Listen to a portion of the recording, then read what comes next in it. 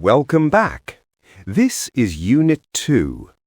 In the last unit, you learned how to form basic sentences, and you saw how many words are similar between English and French. We are going to continue with that idea. There are thousands of words in English that end in ation, like information, destination, and communication. In French, these words are almost identical. The only difference is the pronunciation. The T-I-O-N is pronounced sion. Listen. Information, destination, communication. You already have a massive vocabulary. Now let's learn one of the most useful phrases you will ever need. To say I would like in French, you say je voudrais. Listen carefully. Je voudrais. The je is I. Voudrais is would like. It is polite and very common. Can you say that? Je voudrais. Very good. Now, many French verbs look like their English counterparts. For example, to reserve is réserver. To visit is visiter. Let's combine this with what we just learned. How would you say, I would like to reserve? Je voudrais réserver. Excellent.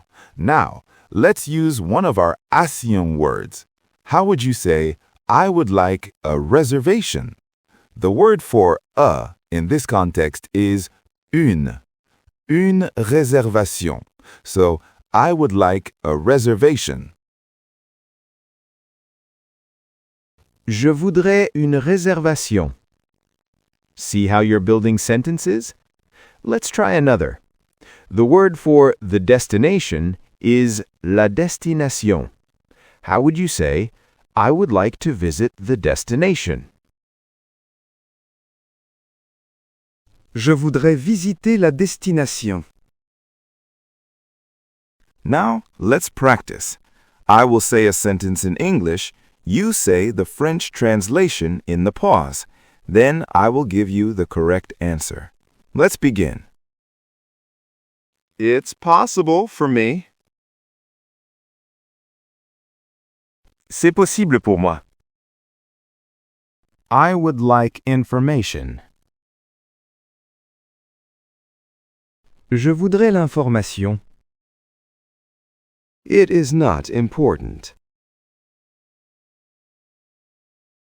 Ce n'est pas important. I would like to reserve for me. Je voudrais réserver pour moi. The destination is important. La destination est importante.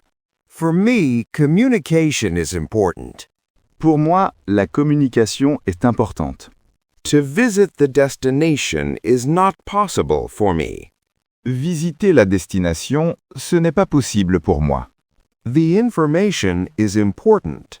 L'information est importante. That's the end of Unit 2.